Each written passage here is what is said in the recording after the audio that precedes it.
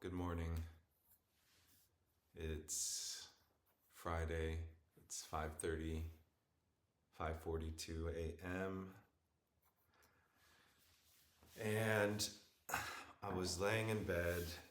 I fell asleep around 12:30. Well, I didn't even actually fall asleep, but I was still up until 12:30. And so I haven't had that much sleep, but it was a moment in which I felt I had to record some of the thoughts and the realizations that I've had and the learnings that I've had within the last, I don't know, 8 hours or so. And I just wanted to share those. You might notice that the lighting it's a little bit low, because I usually rely on just natural light from the windows, and that's not here. But I think the absence of light and maybe the diminished image as a result is actually quite appropriate considering what I'm going to be talking about. And what I want to talk about is image streaming, this concept that I don't know if he completely came up with it or had been just researching it for 30 years and then coined it, but the late Dr. Wenger, he elaborated and talked about and teaches this concept in the book, The Einstein Factor, which I'd heard about a while ago now, probably, let's see, that was originally in like December of 2024 when I first heard about it. Never read it, watched a YouTube video about it, but it didn't, I tried a little bit of it, but it didn't make sense, and like I couldn't do it because I can't visualize, or I guess I thought I couldn't visualize. And that's what I actually want to talk about, is like what to expect and how to visualize and how to image stream when you can't see anything, and like your mental images are not there. And I think the main takeaway from this video is that the images are there. They're just not what you're expecting. They also may be so weak, or your ability to listen to them and pick up on them is so weak that you don't consider them images. And so this video, I also want to talk about how these images and my ability to perceive them has gotten stronger, and how I hope to keep increasing either the strength of these images and or my ability to discern them. A lot of what I'm going to talk about is just my understanding so far, and to be honest, when it comes to matters of the mind and how the brain works, even the best neuroscientists and neuroanatomists would not be able to tell you exactly what's going on. They have working models, and so we have working models of how these things may be happening. But in all honesty, it's just like how scientists observe and understand ants and all the marvel of what they do, and things like distributed intelligence. Like, we don't actually fully understand it. So I feel like I'm in good company there. But I do feel like I'm on to something, and I think it's worth sharing and noting, even if in like 5 years or in 1 year, I'm like, well, here's a different take. This is something that, this is where I'm at, and I feel like there's like a bunch of things that I've been exposed to and learning about, and there's like this common theme. And so this pattern, even though I don't fully understand it, like there are things that keep, like themes that are appearing. It's like these themes are there for a reason, and I don't think it's just coincidence. So I'll first start by giving an update. I've been interested in learning anatomy as a pursuit of art and storytelling, which is also a big, I think, important theme in this discussion, storytelling. But I've been interested in art and anatomy. I got this amazing anatomy book recently that I've only begun to really crack open, by a Korean artist that goes by the name Stonehouse. But I've also decided and finally got some models. The first model I'll show you is of a skull. That's pretty neat. And I have another one that's just like it. And the top comes off, and inside it comes with this, which is what I really also wanted, was a model of the brain. And I'm going to split this now here, and this is going to be important for later. Sorry if my audio is not that good. I'll need to get a microphone. But again, I think it's appropriate for the theme that I'm going to discuss today, which is about weak mental imagery and how to use it in image streaming when you don't get pictures and you're not seeing colors and things like that. But yeah, a brain. I've been listening to books like over the past year, like The Memory Thief by Lauren Aguirre, that talks about how people's hippocampi were damaged due to overdoses in fentanyl. I've just been taking in information through different sources, and again, there's been these patterns that have been coming up. But when reading about neuroanatomy and the brain, I felt it would be better to like actually get a model and start looking at pictures, but have something that helps me to retain like the information that I'm taking in. It's like if someone's talking about the cerebellum, that green part there, or they're talking about the frontal cortex, or they're talking about the hippocampus, but I don't have any like association, which is the big part of what I want to talk about, or one of the biggest parts. I don't have any like I don't know what it looks like, I don't know what it feels like, I don't know what it smells like. I still don't know what a brain smells like, but at least I'll have a better idea of like what it looks like. I'll have like the model. It's not obviously perfect, but if I start looking at pictures of, and I have models of these things, it will be easier to remember. And that's a key point that in the book, which I've ordered, the Einstein factor, and I have a note written down that the greater degree of neurological contact, the better.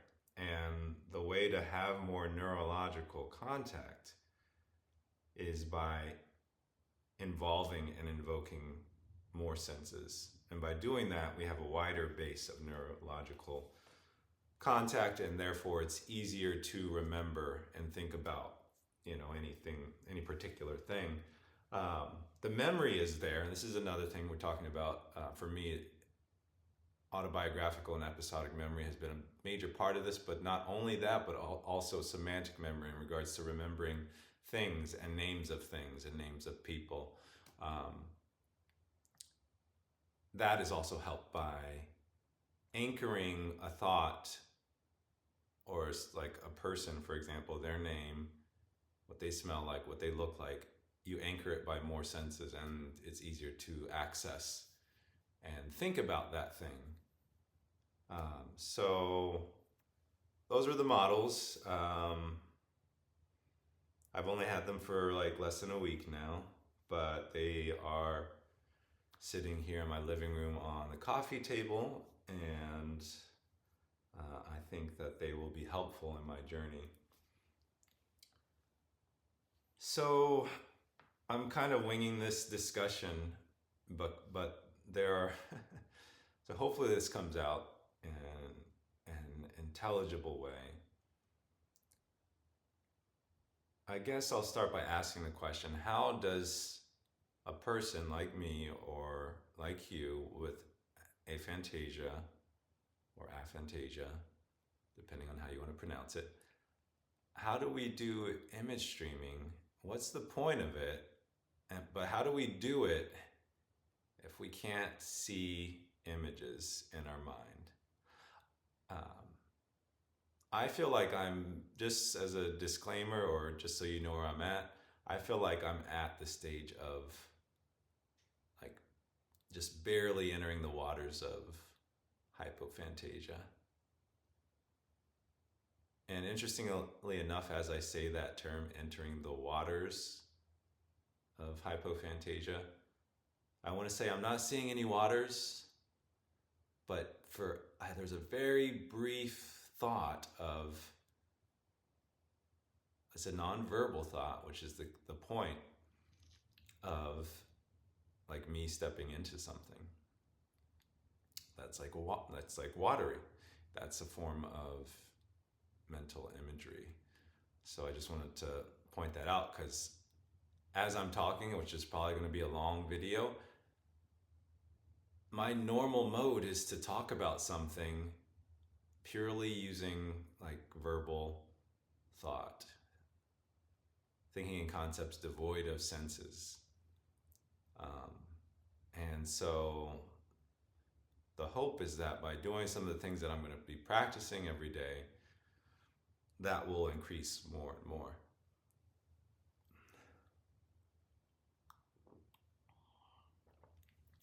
So to answer that question, how do we think and how do we do image streaming?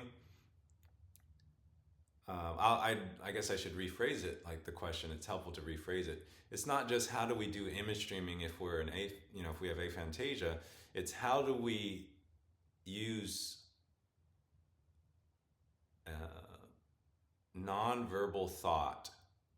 That's the real question, right? Because visualization, I think that's part of the problem, is we're so wrapped up into like visualization is seeing something in our mind's eye, because we've been hearing about aphantasia is the inability to see, like this, it's this mental blindness, and it's so tied into the eye. And that was like one of the huge revelations that I had last night and been thinking about as I'm listening to this book, is that it's not about visuals. The visuals are predominant because it's one of our predominant senses, but it's not just about that. And I think that's where people get misled. It's like, I'm not seeing anything in my mind's eye, therefore there are no mental images for me to work with, therefore I can't make any progress. All right, so I think it's helpful for me, even if this is just a metaphor or story, to talk about a tale of two students. All right, so there's a classroom. You're the teacher, you're the instructor. There's a little mental image of one of my favorite instructors. It's not a visual, but I just thought of him. Not using words. Again, I'm going to repeat the same theme over and over as I'm noticing, there's a mental image. There is a classroom with two students. You are the teacher. There is a talkative student in your class that will not shut up, and he keeps talking or she keeps talking. And it is the dominant student in the class, if you will. The other student is, well, let's just go back to this first. The first student is very strong in in their speech, they can talk about a subject for hours. They're very analytical, they're sequential. in their thinking, logical, one thing after the next, A, B, C. They've got lists of thoughts and concepts. The other student is what you believe, you interpret and experience them as very shy, very quiet. They're often just drawing in their sketchbook, drawing in their art book, and you're like, hey, can you pay attention to the class and what I'm trying to teach you? And they don't ever talk. They're quiet. I think this metaphor explains myself, but in my way of thinking, and probably has been true for many people with aphantasia or low visualization. Now, why do I talk about this metaphor of two students? Well, it's something that came to my mind while reading this amazing book, which again, I'm on the artist's path, or have been for a while, and finally getting serious about it. But it's this amazing book right here, Drawing on the Right Side of the Brain by Dr. Betty Edwards. And this book is amazing when you look at the drawings that people have done in taking her course. This has been around for like 30 years or so, or it's been like longer than that actually. But when you look at the examples of the students who take the course and then after a week go from drawing like little like kids, like kindergartners, and then they go, these are adults who've taken the course, and their initial drawings, like the before taking the course, were like, oh, like my 4-year-old drew that, is how it looks like. And then a week later, it's like they draw better than most people, as if they've been drawing at a high level their whole life. And so I think that in itself is a lesson that you can improve dramatically in a short amount of time. And the way that you do that is it's not motor, like it's clearly shown, it's not a motor skill issue. As an artist myself, I could probably draw better than most people I know. Well, I do know a lot of artists now, so most non-artist people I know, I could probably draw better with my mouth or with my left hand than they can with their dominant hand. And my left hand, in this case, is my non-dominant hand. So it's not an issue of motor skills. This book brings out that it's about training you how to see and how to perceive things as an artist. And at the beginning of the book, she talks a lot about two modes of thought: the R mode, or the right mode, and the L mode, or the left mode. And they're named after the brain hemispheres. And it talks quite a bit about like cognitive science and, things that were coming out in the 60s and 70s and have since then been refined, but have like remained true. It talks about Dr. Roger Sperry and the split brain studies that happened years ago. And a lot of people think, what has been debunked or disproven is this pop cultural idea of like, oh, I'm right-brained, or oh, I'm left-brained. No, the brain hemispheres, which those two modes are named after, the two hemispheres are like constantly working together on most tasks. And just as a little footnote, this is just when we say like right mode and left mode, some people have them switched as far as like which side is taking the lead in certain tasks. Like in the book, as you'll learn, the right mode, or the right side, drawing on the right side of the brain, is primarily responsible for like nonverbal tasks, like mental imagery. Dr. Jill Bolte Taylor talks about that in her famous, like the first TED Talk to ever go viral, My Stroke of Insight, where she talks about having a stroke, which happened on the left side of her brain, and she loses like the ability to think clearly and to like speak. So that's where that comes from, drawing on the right side of the brain. These two students, it's about really telling the student, the first student I told you about, who's always talking, to like, hey, take a chill pill. Can you be quiet for a moment so I can like listen to what my other student is saying? And for people like me who've grown up without mental imagery, our right mode has been like the dominant, truly dominant mode. I say truly dominant because the right, I'm getting confused now. Our left hemisphere thinking has been the dominant mode. The verbal mind, verbal thought process has been like the only way that I've approached things. And it's like living your life with your hand tied behind your back. And it also, in my experience, removes your ability to access autobiographical memory and episodic memory.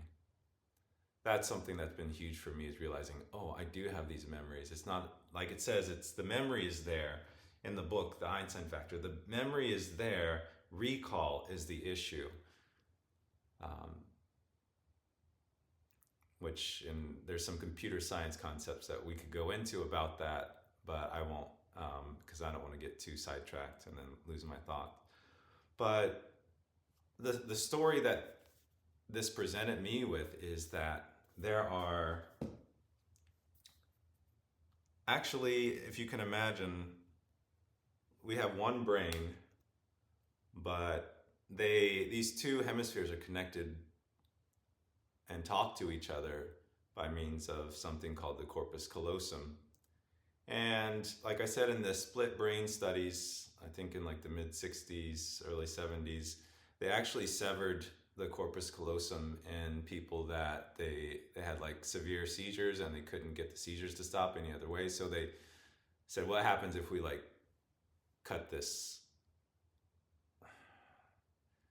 I'm thinking about my own history, and I'll go into that in a second as I think about like the severe, like these extreme measures they're taking to stop seizures. So they sever the corpus callosum, this bridge between the two hemispheres, and some really wild things happen. It's like they're trying to, like one hand is trying to stop the other hand from completing a task in some of these studies. It's kind of weird. It's like they become separate entities that are like working on their own. Just as a little side story, one of the reasons that I think that I have aphantasia, or have had it, and have, is that when I was 3 years old or so, and I learned this from my mom about a year ago, I don't usually have access to my parents or family now. That's a whole nother story. But I was able to get out the information from her that when I was about 3 years old, I had a seizure due to a fever. And in all their wisdom, the medical doctors at that time put me on a drug called phenobarbital, which reduces brain activity, so you don't have seizures. But during that time, from when I was 3 years old to 4 years old, when the brain, child development, your brain is really doing what it needs to do to, help you develop your mind so you can walk and talk and imagine and do all these things. I was put on this drug for a whole year after having just one seizure. So my brain activity is being affected by this drug to reduce it. And I feel like either that might have been one of the things, because I feel like there are a bunch of different things that inclined me away from mental imagery. And once it just like got pruned or whatever, and I just didn't use it. I should stop here and say that for anyone who has strong opinions about aphantasia, if you watch the recent early 2025 TED Talk, not TED Talk, it was a talk that was like a TED Talk, but it was by Dr. Adam Zeman, released by the Royal Institution. Aphantasia, scientists believe is not just one experience, and it doesn't just have just one necessarily cause. And in my case, and probably many other cases, it's not just one thing that causes aphantasia. I think that there's a psychological component, as I discussed in one of my other videos. I think there's a psychological component that makes me actually averse to thinking about the past. Which that's more like SDAM, severely deficient autobiographical memory, but it's like I don't want to look, so I close my eyes, whether it's looking at myself in the mirror, whether it's looking at photos of myself, whether it's anything about the past, like I didn't want to look at. There was a little bit of that. And so that might have been, also feeling lack of safety, lack of stability in life. So aphantasia it's different for everyone, and like how it manifests can be different for everyone, and the causes can be different. So going all the way back, excuse me.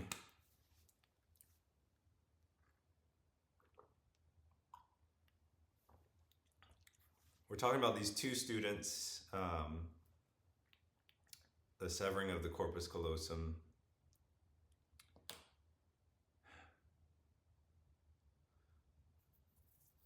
We have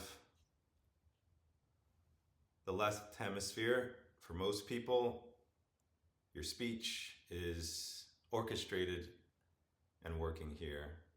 This is perhaps an oversimplification. I'm not a neuroscientist. Maybe I will be one day.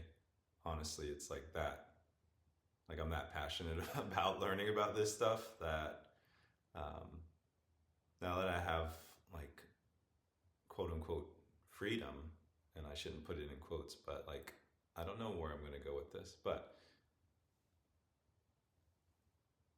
the left side controls like right arm. That's why oftentimes people have a stroke. If they have tingling down one side of their body, it's a signal. The right brain, mostly in control of like nonverbal thought. This is the one student, here's the other student. They're in the class together. This guy is talking all the time, nonstop, and we can hear him very easily, very clearly. As I mentioned in one of my other videos, I was absent-minded oftentimes, because I'm so much thinking in words and about that I'm not paying attention to my literal world around me, what's coming through my senses, what I'm seeing with my eyes, what I'm hearing, what I'm tasting, because I'm so much listening to this one student just yabber and jabber and whatever. I'm making up words now. On and on and on. And that's a problem.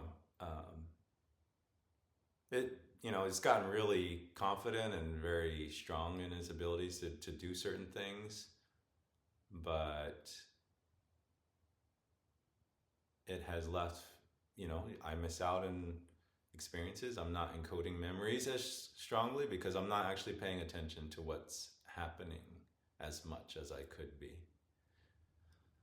It's like a muscle, right? That you exercise, and as you do, it gets, stronger and stronger. It's like, well, I've only been exercising like this mode of thought most of my life. That's been getting the most exercise. I won't say only, but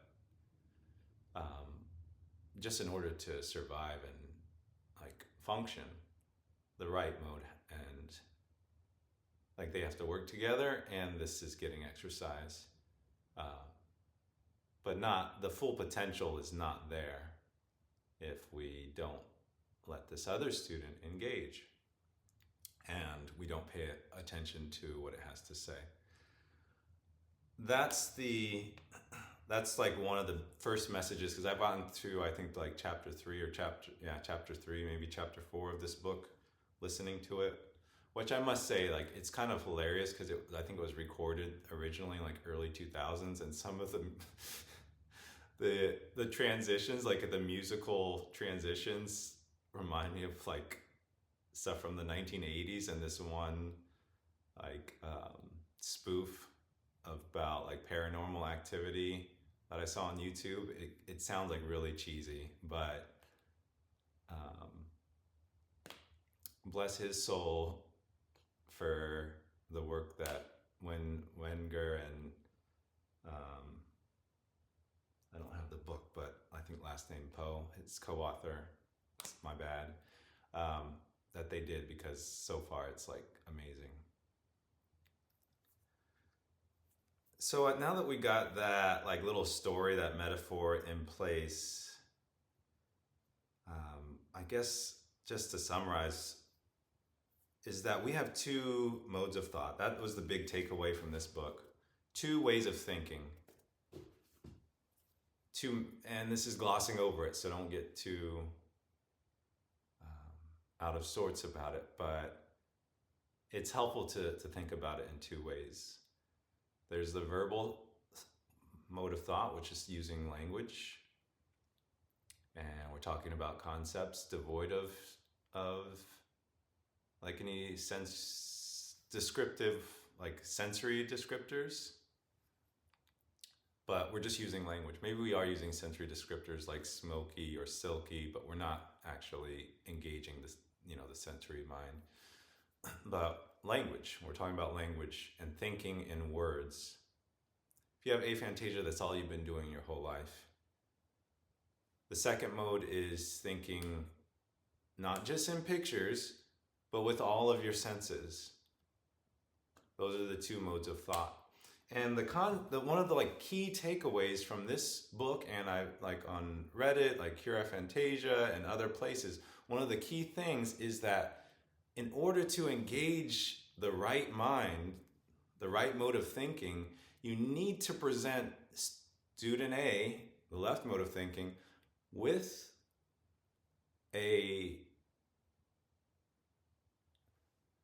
I'm thinking that maybe I should like stop this video if it's going to be too long.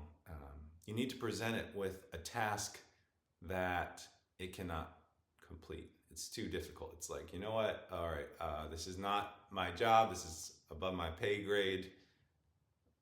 And then we'll let right mode like shine. So in the book, Drawing on the Right Side of the Brain,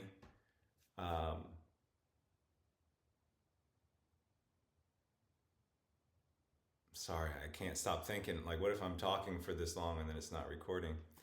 But in the book, you do things to trick your mind, essentially, like drawing something upside down. Your mind, it's having a trouble, it's really difficult to try to interpret an image upside down and like make sense of it. And it's not something like the left mode of thought is like, okay, give me words, give me concepts, give me symbols that I understand, that are easy to digest.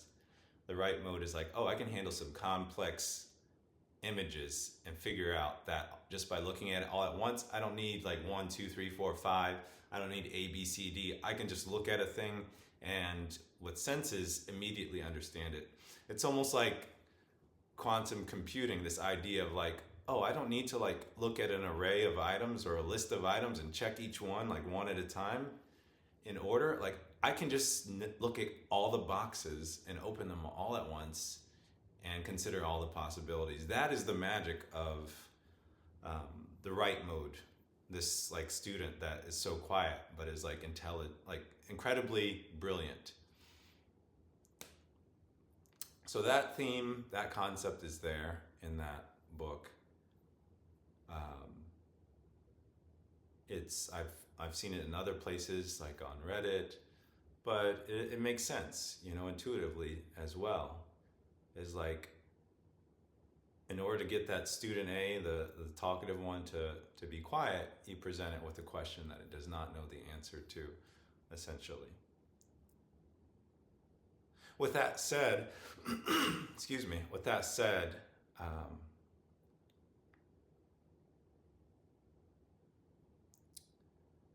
I believe, and I believed this before I started listening to the Einstein factor, excuse me, I believe that our true potential in using our mind is how the mind works, which is both hemispheres, both students working together in tandem, and they are composing a beautiful melody together, like in a jazz session, inspiring each other, building off of each other's momentum, and working together. So there are like meditative practices and things that I've like, whether that's art, where I'm turning off my verbal mind completely, or at least I think I am, not thinking of in words, which is almost, at first it was almost like holding your breath and you're like, I gotta breathe. It's like, I gotta think. It's so hard to like turn off that verbal mind, especially when it's been running like nonstop your whole life. So the idea was like, let me just tell this guy to shut up for a second, which you might be asking me to do the same right now. But I don't think that's ultimately what we want. We want, in order to draw out the truth, the full potential of both, we need the verbal mind to work together with the nonverbal mind, and for these two to speak like together at the same time. And that's, even again, before I read the book or started listening to it, the Einstein Factor, I started to realize that people without aphantasia, they have like a library of associations. Like the word watery, for someone with aphantasia, it's just a word, that's it. But with someone who has rich visualization, maybe you say the word watery and they are also thinking about either a cup of water, they're thinking about the tactile sensation of water, the temperature of water, they're thinking about drinking water. Maybe they're visualizing and have an image of water. Maybe they hear the sound of the ocean. And that association is important because it allows us to talk, and it allows like a cascade of brain patterns to like start playing together. And it's more like the thought is more anchored in different senses.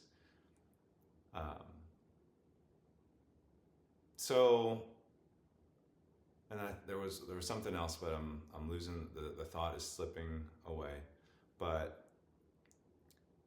the key is that, I guess this is the point here.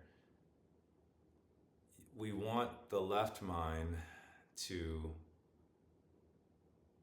invoke imagery.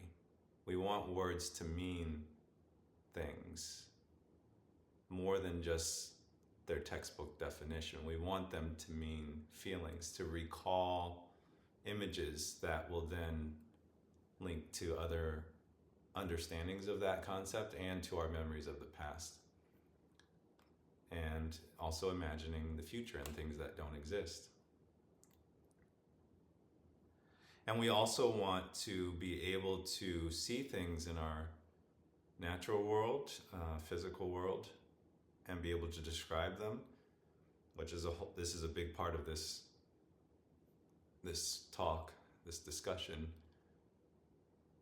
We want to be able to describe things in our subconscious mental imagery, which is that's the whole point of image streaming, is to become aware of and learn how to listen to student B, and to be able to name, like being able to name it's like student B is like got all these amazing, beautiful dreams and pictures and knowledge and it is aware of and is more perceptive than student A in so many ways, but it's almost like it can't speak, like it can't speak in words. So student A, who can speak in words, is able to translate. It's like last night I was at an event and there was a few people using ASL, which ties into another repeating theme that I've seen and I'll talk about in this next part. I want to talk about the book, The Einstein Factor. It's this idea that people who are severely autistic and nonverbal, or for other reasons, have struggled with language, such as Einstein himself, as a youth, that people may be more inclined to use mental, like the right mode, and so they're not as tied into this mode, the verbal mode, and how that is such a beautiful thing, and they are very talented and gifted because of that ability, even though we might not think of them as being talented because they don't speak fluently. So that's another part of this whole puzzle. But yeah, I think I'm going to stop here with this video. There's a lot more to come, but I might be running out of time, and it'll give me a chance to take a breath, and you as well.